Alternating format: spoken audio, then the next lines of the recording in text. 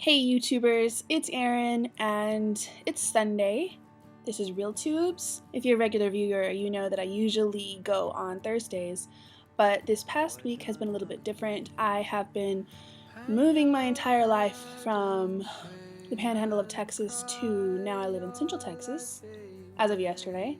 I was without internet because, I was moving, everything was packed up. I'm now living with my parents for the summer, and then I will be looking for a place in Minnesota, and I'll be starting school in August. So I'm feeling a little bit homeless right now, in between lives, which is kind of a strange feeling. So we had a new host that was supposed to fill in for me, Amber, but we don't really know what's going on with her. Apparently her account is closed. I don't know if it got taken off or she took it off, but I don't know, we don't really know. So this week's topic is the perpetuation of skinny in the media, and we've kind of talked about this before in various other respects. I was watching this TV show last night. I don't know if y'all have seen it. It's called I Want to Save Your Life on the We channel. And I was thinking about this topic, how the media perpetuates this idea of skinny. The most obvious perpetuation of the skinny is that you have to live up to this perfect beauty ideal of models, movie stars, women that you see in advertisements. But this show that I was watching last night really made me think of another way that the media perpetuates skinny, and that's in relation to being fat. Skinny is always the default. It's always the thing that you should always be striving for. If you're not skinny, you should want to be skinny. If you are skinny, you should be happy that you're skinny. And that idea, and the media perpetuates this idea that skinny equals better, skinny equals healthy and happy. I mean, I don't know if you all have seen this show, I Want to Save Your Life, but it made me so pissed.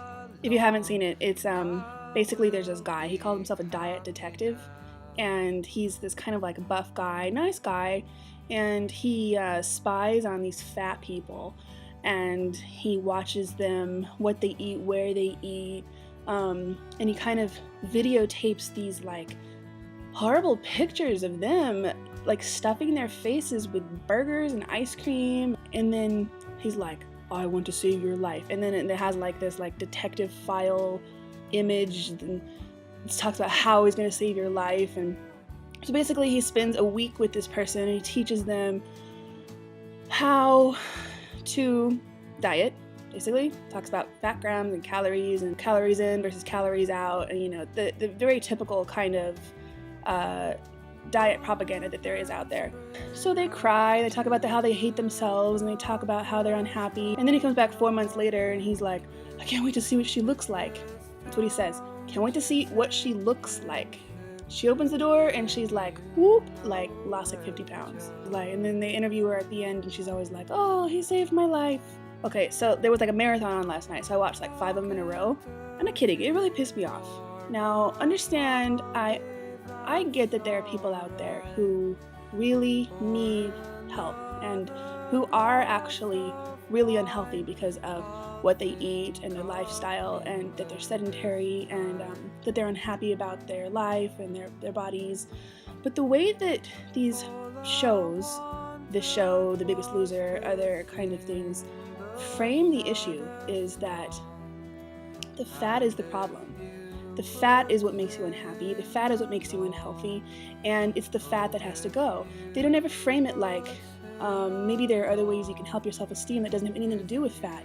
They don't ever suggest that there are actually people out there that are fat that do have high self-esteems and are happy and healthy. At the end they're always talking about how they're much more competent and how they're much happier, and they attribute it to the weight loss. But I think that that's such a negative and inaccurate message that it sends to viewers, that the only way you can be confident and happy is to lose weight. It doesn't suggest that there are happy, confident, healthy people that are fat, and it doesn't suggest that you don't have to lose weight in order to become these things. The media perpetuates this message a lot, this message that skinny equals happy and healthy and confident. I mentioned it in one of my other videos, and it's called The Fantasy of Being Thin. I read about it in a few blogs, and it's this idea that there's this other you waiting to get out of your fat you, and you're not actually living until that skinny you gets out. So basically, the idea that you have to diet and you have to lose weight so that your life can begin. The idea that you can have a life and be fat, it's almost preposterous in our culture. When I used to diet all the time, I totally bought into that message that I couldn't do things because I was fat. I couldn't go out and exercise and actually enjoy having fun, playing football, going kayaking. I couldn't buy clothes that flattered me because, hello, I was fat, therefore I was automatically ugly. So why try to cover that up with clothes? I put my life off, just waiting for the time when I was going to get skinny and my real life was going to begin. And that is what I think is really, really dangerous.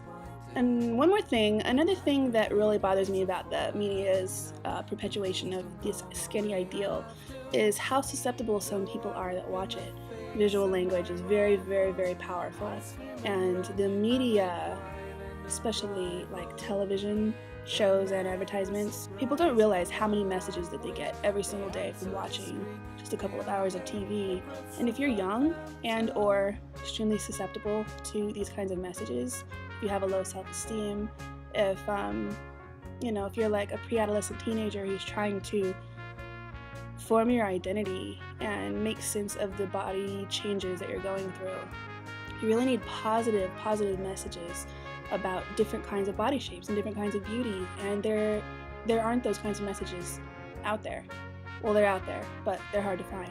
Like I said, the default is always that skinny is better, skinny is happy, skinny is healthy, and skinny is pretty. Okay, that was a long ramble. I'll end this now. Next week I'm going back to my Thursday date. Hopefully we'll get the Amber thing worked out. Hope everyone has a great rest of your day, rest of your weekend, and I will see you next Thursday. Bye.